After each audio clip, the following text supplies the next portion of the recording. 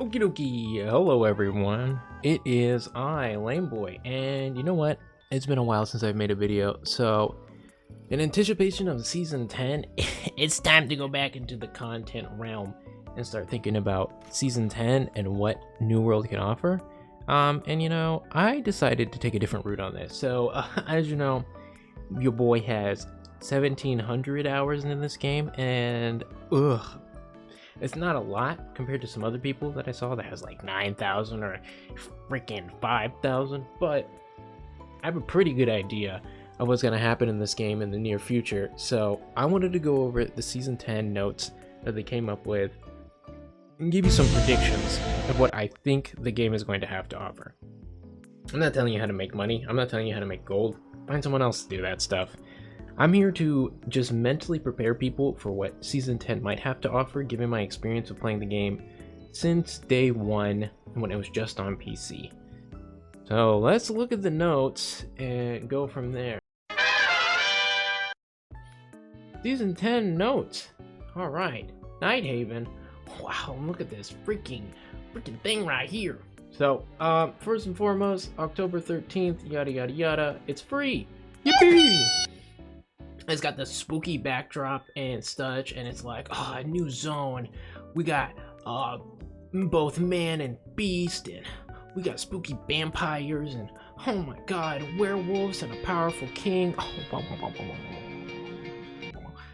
And a new story called The Tear of Gaia, so that leaves our story off right after the Elysian Wilds thing, and we got it from Morgane, good old Morgana, and her twin brother Merlin, who I don't remember what happened to him. Is he dead? And we're gonna discover this new land of vampires and stuff. And we got a new game mode called the Catacombs. Okay, and it's the procedural generated dungeon here that will give you a wide variety of enemies, bosses, gaining unique mode specific power-ups, collecting cursed resources and currency, and racing to successfully exit and cleanse their treasure before time runs out. Moderate at the start of the season, the challenge and reward is increased significantly each time a boss is defeated. To counter this, players are able to acquire in-mode power-ups that enhance their stats and abilities. With each boss defeated, players must decide between pushing further into the catacombs for even greater rewards or safely making their exit before time runs out. Failure to make the safe exit results in the loss of a vast majority of the treasure collected, but only one player needs to stay alive at the end of this so that you can all get the rewards at the end of the catacombs. Okay, so they're talking about the procedurally generated dungeons. Now, all of us have heard about the procedurally generated dungeons, and what I think a lot of people are going to do at this point is run the strategic 3v3 setup that most people know, because it only is a 3-man thing. So that'd be your tank, DPS, and healer. And you would have the tank taking aggro, the DPS doing damage, and then the healer in the background making sure that everyone's staying alive. I think for the procedural generated dungeons, that's actually a bad idea. And here's why. You only have 3 people, and they increase in difficulty the higher you go. So instead of doing that, it would make more sense to either run 1 tank 2 DPS or 3 DPS that have some sort of survivability, so life stealing, leeching, void gauntlet, IG, bruiser, disruptor build, or you do the 3 DPS that are tanky, right? So that way everyone can survive long enough and get out of there safely, because only one of you need to get out, right? So I recommend, you know, running the greatsword build because it has built-in sustain, spear for the great sustain, hammer, great axe, void gauntlet of course, paladin builds, flail, yeah, sword and shield because you have a shield, obviously, things like that, you know what I'm saying? And then they have the gaining unique mode specific power-ups that they're saying in here, and from what I understand why they're saying it like this is that I want to say that they're not going to be during the dungeon, but that sounds like a very New World thing to do. That while you're in the dungeon, you'll be able to pick up power-ups in the middle of the dungeon and then gain stats on that, right? But we've only seen 2 different types of skill trees. One is your attribute skill tree, that we already have built into the game. So when we go to character and attributes, we have one that specifically does our attributes here. And then there's another one for the weapon mastery where we can go down the list of the weapons and then just pick a skill tree that we want to go down. For example, my rapier skill tree is just to evade and avoid getting my ass beat, right? So that's what I think that this one is going to be, as opposed to the in-game one like capture the flag, is that at the end of this, you're going to have different modes, or not different modes, you're going to have different skill trees that are going to be set, and you're going to be able to level up to proceed through the dungeon faster, quicker, and get to the next level. So I would assume it's kind of like Enter the Gungeon or Hades or any of those. I don't know the difference between roguelike and roguelite, but you know what I'm saying, right? That's what I think they're gonna do, and give you another skill tree to increase your damage in the catacombs, specifically for the catacombs. That way, when you redo the catacombs, you're not starting at level 1 and then tower climbing back to level 5 each time. You can just go back at level 3 and then tower climb to like level 7 or something.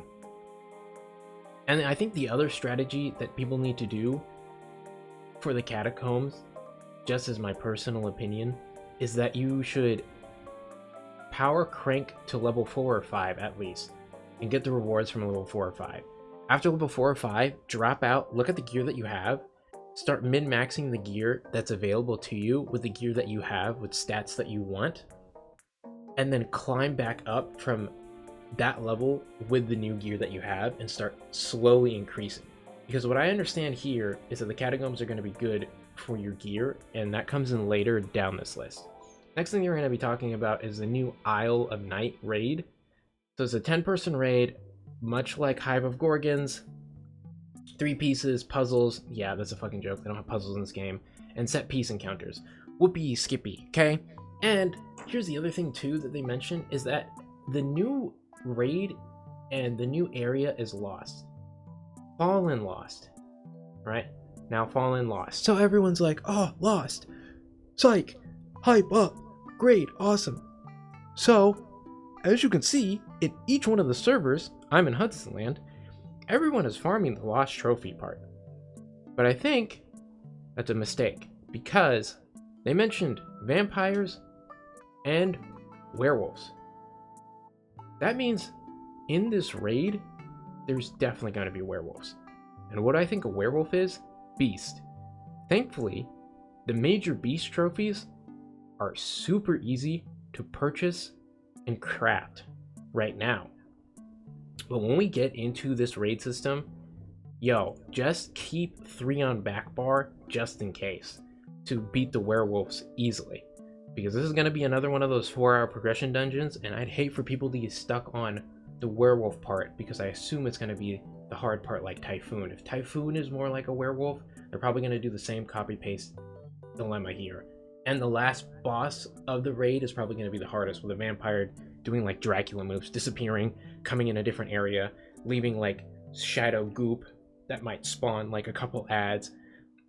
So it's really difficult. Do AoE moves, have vampiric embrace, so that means every time it attacks you when it's glowing, it steals some of your life, so the raid becomes longer. He's not going to be hard to beat, he's just going to be a little bit tankier with a big health bar, and he's going to be able to regenerate itself, because how else are you supposed to do? Werewolves, man.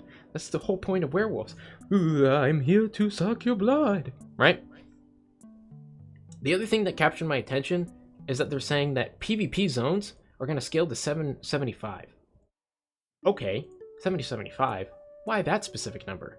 That's hyper specific. If we can go from 75 to 800, what's the deal with 7075 number? That's probably going to be the minimum requirement you need in order to do this raid. 760, 765 will be like the bare minimum threshold for your gear. That 7075 gear is probably going to be your golden ticket to make sure that the raid is possible.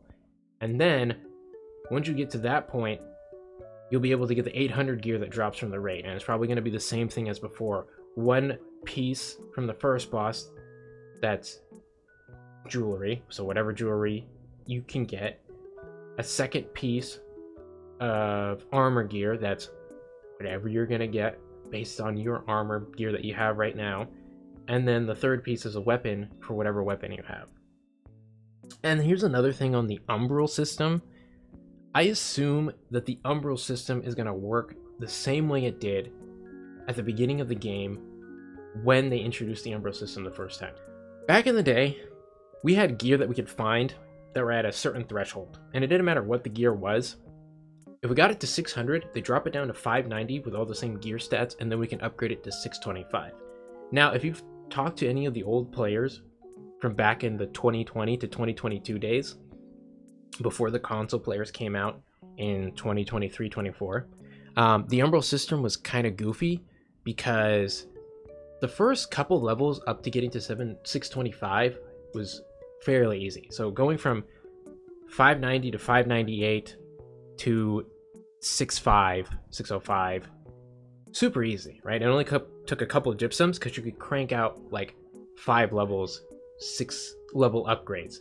But after it got to like 610, all of a sudden the umbrals only jumped up 1 or 2 points, or you used the umbral and it didn't increase your score at all. And that was a rare case, but for some of us that happened. We'd increase it, nothing would happen.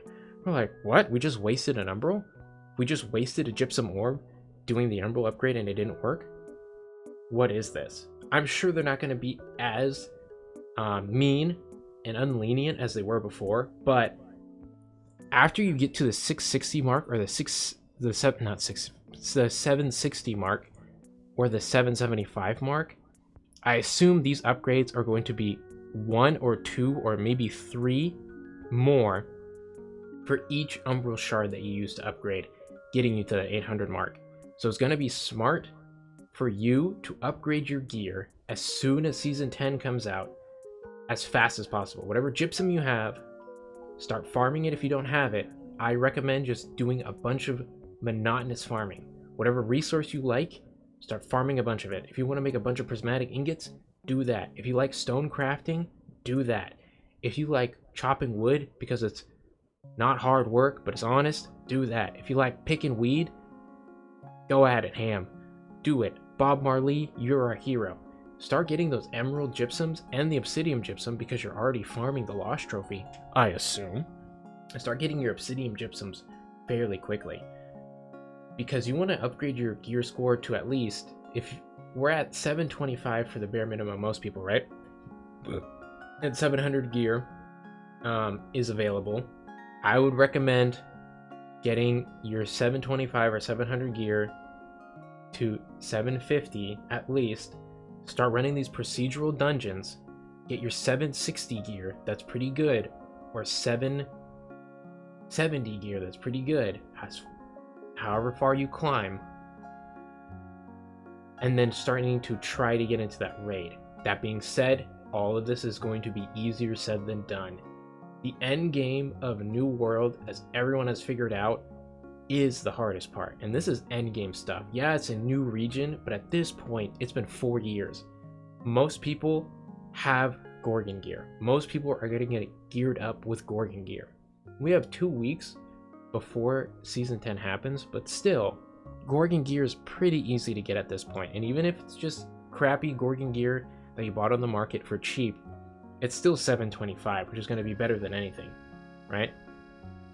So that's what I would recommend. Getting your Gorgon gear up to 750 and start running the catacombs and getting better drops. And for the catacombs too, the procedural dungeon,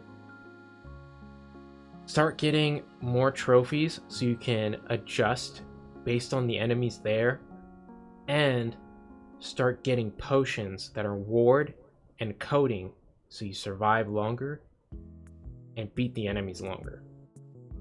The faster you do these, the higher you tower climb, the closer we can get to the raid and start trying to figure out what parts of the raid are hard and how we can complete the raid so that we can start farming gear. Because what they're saying on top of that, if I can figure this out wherever it is that most of these gear pieces we're not going to be able to craft.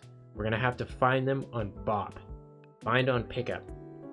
So the best gear you're going to get is only from bind on pickup. So we're going to have to start farming,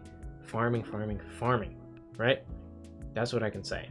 Yeah, 700 gear here, you can upgrade it to 725, yada yada yada. Try to get it to 750 is my plan. And then they're saying that there's gear pieces. Whoop, here, gear set bonuses. There's some that if you have 2 pieces equipped, get a set bonus immediately. If you have 4 pieces, it's even better. And there's some that are 3 pieces, and then 5 pieces makes it better. Okay? What that screams to me is that in the catacombs, you need the 3-piece sets. And I assume that Gorgon is probably also going to be a 3-piece set, so the hoplite gear that you have is also going to be a 3-piece set, because most people should be able to do Gorgon. There are worm carries, there are Gorgon carries. Probably going to be able to get a 3-piece set with that. I assume the 2-piece sets are going to be from raids, and the 3-piece sets are going to be from the catacombs and maybe Gorgon.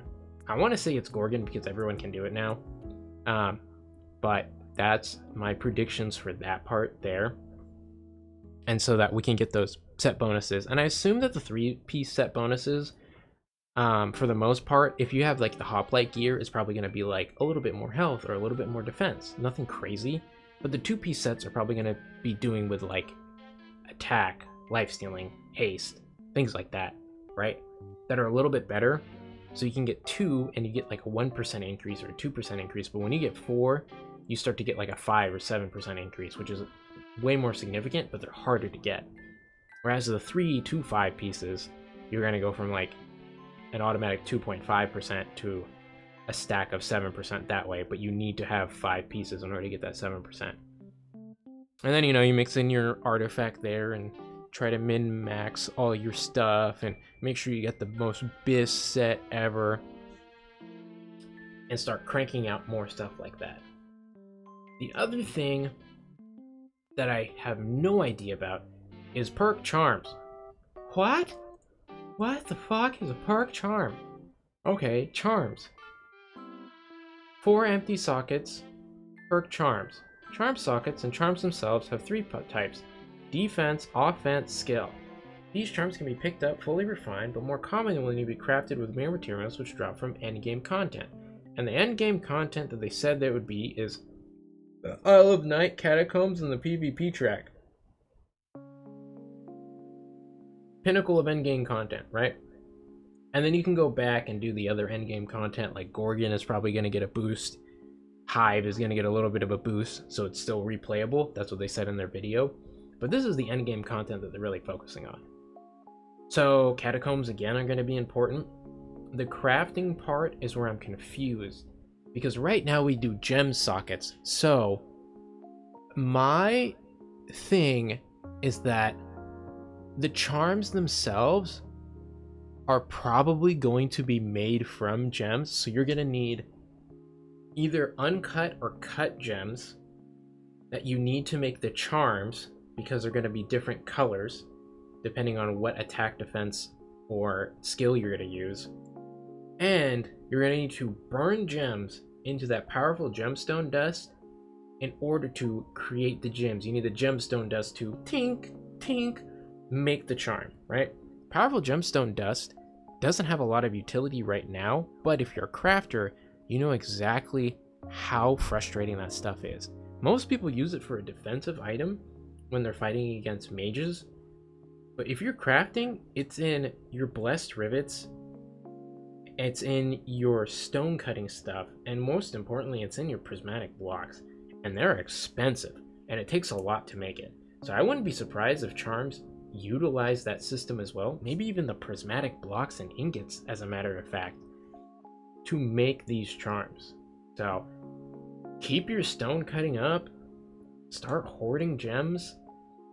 I think that's a good idea, because we're getting rid of gem slots and they're putting in charms, but charms sound like gem 2.0 and a little bit harder to get. And you'll probably be able to craft charms. You will probably be able to craft charms at different levels. So they're going to be green charms, blue charms, and gold charms. And at the beginning of the procedural dungeons, you're probably going to get a bunch of green charms and blue charms that help you out. But during the end of it, you're starting to get more blue, purple, and gold charms that really change the game. And as you increase your crafting, everyone's 250 right now. So as you increase your crafting, you'll probably be able to get those charm schematics. I wouldn't say schematics. Those charm recipes naturally, and you can make the gold charms, but they're probably going to be on gacha, or they're probably going to be like super hard to create your like perfect charm that people need. And those are probably also going to be, some are going to be bind on equip, but most of them are going to be bind on pickup. And I assume that the loot pool is going to be like 20% BOE, but like 80% BOP. That's the prediction there for that. And speaking of charms taking the slot of gems and perks, I think in the next season a lot of our gear is going to be perkless, and here's why I think that. They already did the bare bones upgrade in OPR and saw how people were playing that just for the chutes and ladders of it, but they already have code where they can just all of our perks and put it towards attribute points. So your armor, instead of having perks, will have like more attack, more intelligence, more of this or that. I think that's probably going to be the thing. Or they'll be like more defense, more empower, kind of going towards like a classic MMO setting, where you have gear that like increases your attributes like Final Fantasy or WoW, but the charms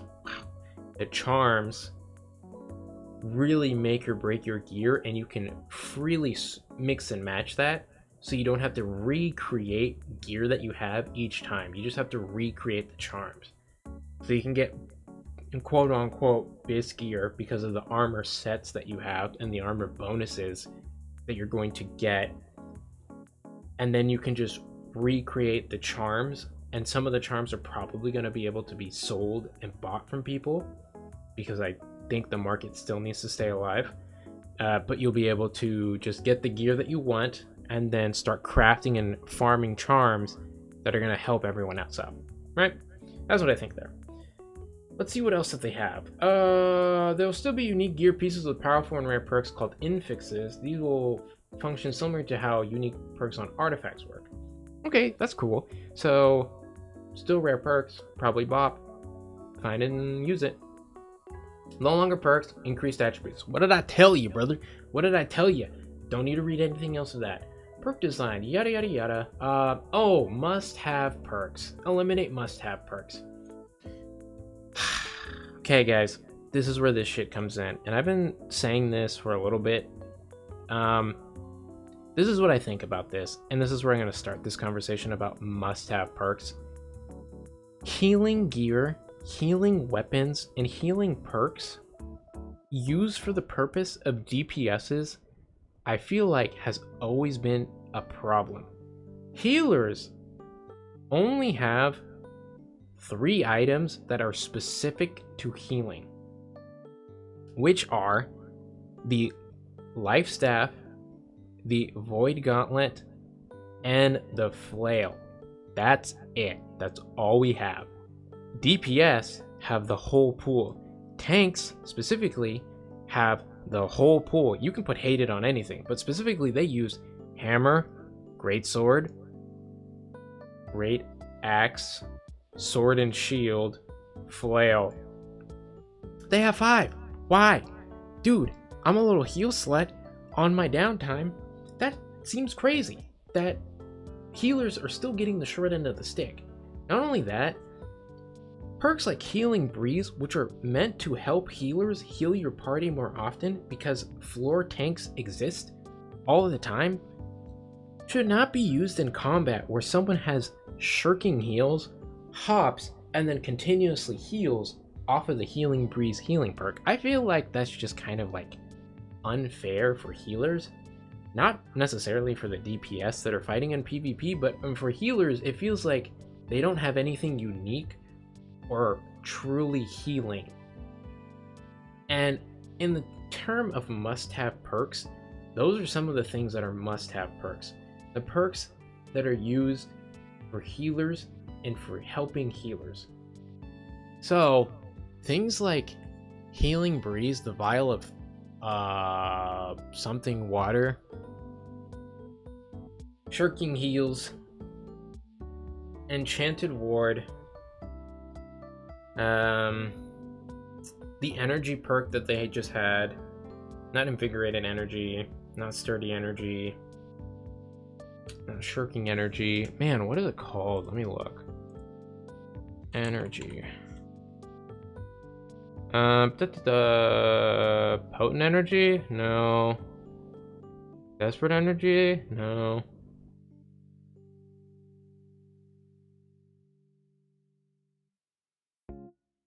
Negative Energy? Lamau.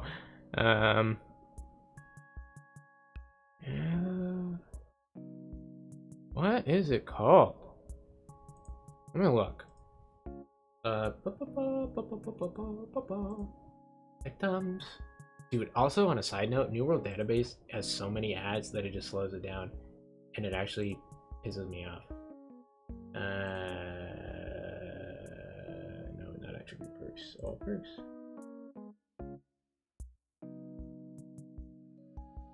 Tool. Stamina, maybe. I don't know. Gambit, Exhaustive. Stamina can remain immortal. Shirking. Where's this goof-ass perk? Vital Synergy. There it is. Vital Synergy. Things like that. I think those are the must-have perks they're talking about. And hey, I get it.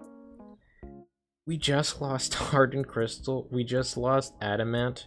We just lost Drop of Mercury. We just lost the Conglomerate of Iron. Dude, those were money makers. Holy, it sucks that they're available so frequently now. That kind of hurts, right? Because you could farm those, get those, and sell those for a high profit and make sure that you're changing up and building your gear the way you want to. I get it, okay? But some of those must-have perks that they're talking about are so needed in PvP that it pigeonholes you in the PvP. The best part about New World is that everything in this game is viable.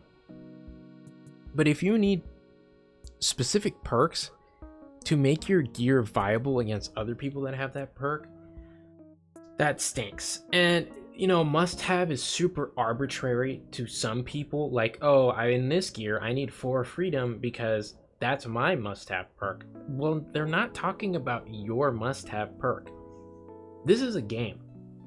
This is a game made with code. This is a game made with code and data. They have data to see which perks are A, the most expensive in every market, B, the most bought in every market. And if those are the most ran perks, those are probably must have, okay? And they're probably going to increase some of the benefits to it so it can still be used, but also increase the drawback. So it's more critical that you think about if you want this. Yeah, you want Shirking Heals? Okay, let's look at what Shirking Heals has for you. Shrekking Heals. Where the hell are you? Shrekking Heals. PvP only. Dodging an attack heals 250 and 1.5% of your max health. Max one trigger every 7 seconds. Okay, great. This right here, probably gonna increase. And what I would do to change this up, 350 health, 2%. Awesome. This, 20 seconds. I'd totally increase that to 20 seconds. Yeah, okay. This Tonic of Tyrannus, still good. It's still going to help you out. 15 seconds on a cooldown though. Do you really want it? Do you really want to do this? Because now you're going to have to be able to hop around with synergizing whatever the hell I just said, right? Where you can hop and heal better. Because if you have Shirking Heals, Healing Breeze, and vital synergy. Vital synergy over here. While health is below 15%, gain 50%, gain 15% stamina regenerate. While stamina is below 50%, incoming healing is increased by 15%. If your health is 50% and you hop around a bunch and then your regen is below 50%, both of them are going to proc in this like egregious cyclical pattern. So you're going to be able to hop away and heal forever. And then if you hop and dodge while you're infinitely hopping, your shirking is going to proc 1 out of those times in the 7-second cooldown that you have. That's a crazy system. And the healing breeze procs on that too, so you get like a percentage of your heal here and there. Not much. Yeah, true. Because you're not actually healing, so it's not going to be 200 for the healing breeze when I pop you for like a 1600 tick sacred ground, fortifying sacred ground. But 50 is still good every couple seconds on top of the whatever you're getting from this, and it increases your healing, so now it's more increased to like 75 a tick for that, just to do some like quick number crunching. Yeah, that's egregious. That's gross. That's kind of disgusting. That must have to be what they're talking about for must-have perks, and I would assume that they're gonna still give you the benefit to use it, but holy hell, if you want to use it, think real hard, buddy, because we're gonna make sure that it's going to be harder for you to abuse that kind of stuff.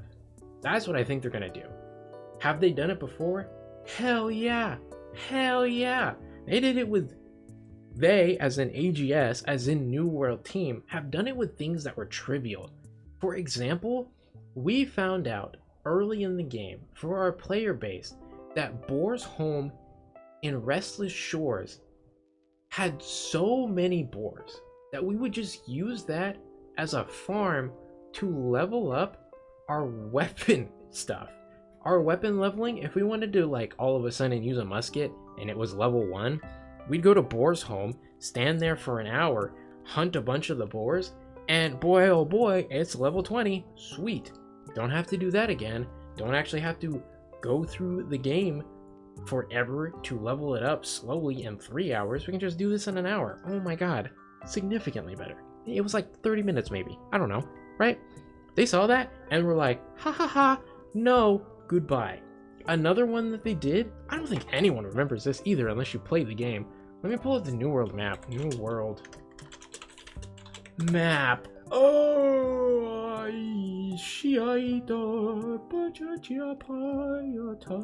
Brightwood, here we go.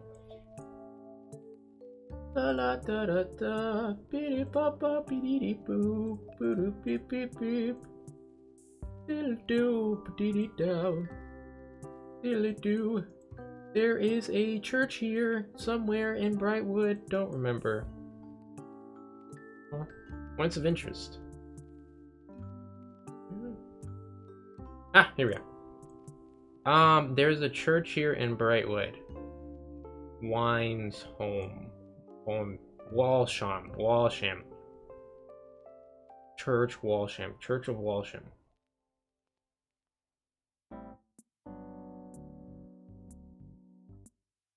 Is that it? Church of Walsham? I think so.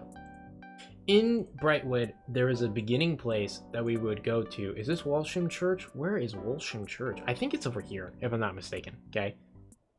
There was Walsham Church, and there was the Walsham Priest, okay? It was part of our questing that we had to do around level, I want to say like 12 to 15 we were at the beginning of this game. Yeah, you couldn't get to Brightwood and be level 30 at that point. It was incredible. Holy moly. Hide on. You couldn't get to Brightwood and be level 30 at that point, okay? You actually had to start here, and work your way up, and by the time you got to here, you were level 16. It was way harder to level up. But the Church of Walsham, to go on this story and tangent, had the boss Priest Walsham, like I've said before, and we found out that if there's enough people here, the game already had code that if there's a big population of people, the main story quest NPCs would respawn very quickly. Now, since it was so hard to level up, and this guy was a boss, he gave a bigger chunk of XP. And people would just stand here and farm this guy. And I kid you not, when it came to farming, this was the way so you could get to at least level 20 something super easily, because it was like 1,000 a tick. Super important for leveling up. And they saw that. This was maybe 2 weeks, a month into the game, and immediately patched that out. So do I think they're gonna patch out the must-have perks? Yeah, absolutely. That's definitely gonna happen. And must-have doesn't mean for you, Mr. The world revolves around me, or Mrs. The world revolves around me, or the world revolves around you, okay? No, they mean must-have by the data. Let's get that right. New OPR map, the tower. Don't care. Don't care about PvP. Yabba yabba do. Something about a video. Okay? So, hey, that was my tangent. This is what I think. These are the predictions that I have. A, get your gear up to 750. B, make sure that you not only get your major loss trophy by either buying it or farming the stuff, also get a major beast trophy for the werewolves. Okay? C, start doing the procedural dungeons. Get to 760 gear. Start going through the procedural dungeons until you get to like 770 gear, upgrade it to 775. Next, start trying to run that raid and seeing what the raid has, and start working together to get that raid done. 7075, because they mentioned that number for whatever reason, is the bare minimum threshold to make it a smoother run. 760 is going to be the bottom of the barrel threshold. Probably going to be able to complete the raid with 2 or maybe 1 or 2, maybe 3 people with 760 and the rest at 7075 or above. But 7075 is what people are going to need to do this raid, so they can jump up to 800 without having to 2 level, 3 level, 1 level, 2 level, 1 level, 1 level, 1 level, all the way up to 800. Okay? If I've seen the Umbral system before, and I have, that's what they're going to do. 775 to 800 is going to be an egregious farm. And they only give you, what did they say, 1,000 a week? So that you can keep coming back and doing this? Oh, buddy. Start doing those hard as they get higher up the tower catacombs dungeons. Pick your 3 friends, tank 2 DPS, 3B DPS that are tanky, with good potions, with good trophies, and survivability built into their kit. Okay? That's it. That's all I got. Thanks. Appreciate you. Goodbye.